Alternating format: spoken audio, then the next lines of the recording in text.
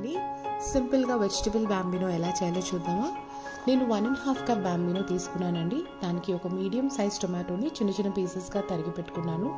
2 medium size ఆనియన్స్ని సన్నగా పొడుగ్గా తరిగి పెట్టుకున్నాను. కారానికి తగినంత పచ్చిమిర్చి 7 నుంచి 8 వరకు తీసుకోండి. ఒక 2 రెబ్బల కరివేపాకు శుభ్రంగా కడిగి పెట్టుకోండి. మరియు తాలింపు దినుసులతో పాటు కొంచెం పట్టా లవంగా ఇలాచి పెట్టుకోండి.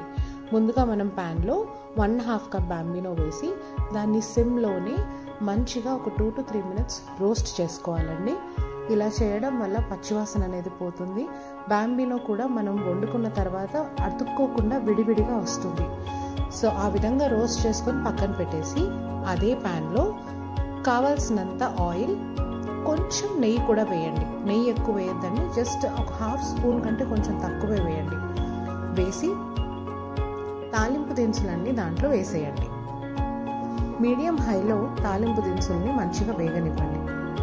తాలింపు దినుసులు మంచిగా వేగిన తర్వాత మనం కడిగి పెట్టుకున్న కరివేపాకు ఒక 1 minute దాంట్లో వేగించి కారానికి తగినంత పచ్చిమిర్చి దాంట్లో వేసి మంచిగా ఫ్రై చేసుకోండి. ఇప్పుడు మనం తరిగి పెట్టుకున్న ఆనియన్స్ కూడా వేసేసి ఒక 2 minutes వరకు శుభ్రంగా దాన్ని ఫ్రై చేసుకోండి. ఆనియన్స్ మగ్గలేదు అనిపించినప్పుడు మనకి బ్యాంబినోకి సరిపడా ఉప్పు ఏదైతే ఉందో ఈ స్టేజ్లో వేసేసుకోవచ్చు. వేసుకుంటే ఆనియన్స్ అనేవి తొందరగా మగ్గిపోతాయి. ఆ తర్వాత కొంచెం అల్లం వెల్లుల్లి పేస్ట్ వేసుకోండి. వేసి మరొకసారి మంచిగా ఫ్రై చేసేసుకున్న తర్వాత టొమాటో కూడా వేసేసి ఇప్పుడు సిమ్లో పెట్టి కాసేపు టొమాటోస్ మగ్గేదాకా అలాగే ఉంచండి.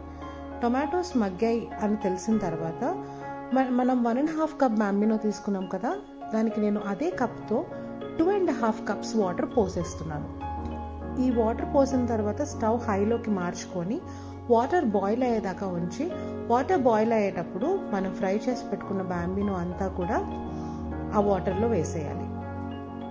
బ్యాంబినో అంతా ఒకసారి శుభ్రంగా కింద నుంచి పై వరకు మొత్తం మంచిగా మిక్స్ చేసేసుకోండి.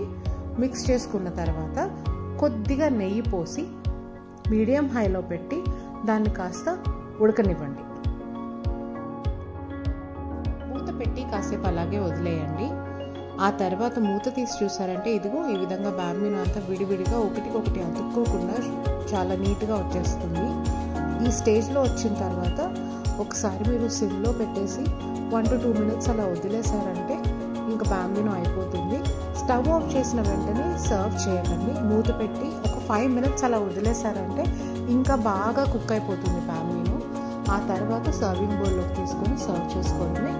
ఈ బ్యాంబినోకి కాంబినేషన్గా ఆవకాయ కానీ లేదంటే టొమాటో చట్నీ కానీ చాలా బాగుంటుందండి. మీరు కూడా ట్రై చేసి ఎలా వచ్చిందో చెప్పండి.